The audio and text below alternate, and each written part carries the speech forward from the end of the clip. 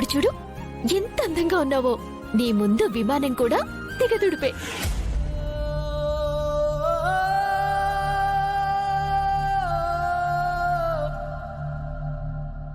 నాన్న ఆరోగ్యం ఎలాగైనా బాగయ్యేలా చూడాలి. నాన్న మునుపటిలా మళ్ళీ మనతో సంతోషంగా ఉండేలా చూడాలి.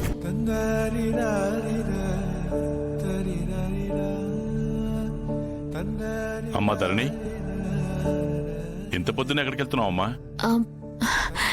ఎక్కడికేంటి నాన్న? అక్కని టైలర్ షాప్ దగ్గర దింపి రావాలి కదా. ఓ, నీకెందుకమ్మా శ్రమ? ఈ రోజు నుంచి అక్క ఒక్కతే వెళ్తుందిలే. నువ్వు ఇంటి పట్టునే ఉండి అమ్మకి సాయం చేయమ్మా చాలు. అయ్యో, నేనిప్పుడు వెళ్లి బుట్టలు ఇవ్వకపోతే డబ్బులివ్వరు. నాన్న ఆపరేషన్ కి ఇబ్బంది అవుతుంది. ఏంటమ్మా, నీకు ఇబ్బంది అవుతుందని ఆలోచిస్తున్నావా? ఎందుకమ్మా అంత కంగారు పడుతున్నావు? కంగారేం లేదు నాన్న. నేనిక్కడే ఉండి అమ్మకి సాయం చేసే కంటే అక్కని తీసుకెళ్లి దింపడం మంచిది కదా. లేదంటే అక్క అంత దూరం నడవలేదు. ఓ, పోనీ నేను కూడా మీతో రానా? అమ్మో, మీరిద్దరు ఎక్కితే నేను చచ్చి ఊరుకుంటాను తల్లి.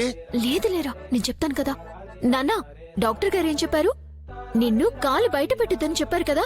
మళ్ళీ ఎందుకు వస్తావు? ఎక్కడికి వస్తావు? అది కాదమ్మా నేను చెప్పేది. నువ్వింకేం మాట్లాడద్దు. నువ్వు ఇంట్లోనే ఉండి విశ్రాంతి తీసుకో అంతే. అక్కా, త్వరగా రా, టైం అవుతుంది. వస్తున్నా ధరణి.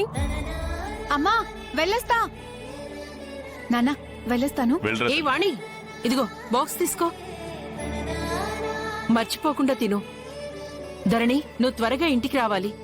సరేనమ్మా, ముందు నాన్నని నువ్వు జాగ్రత్తగా చూసుకో. చూసుకుంటానులే, రావయ్యా.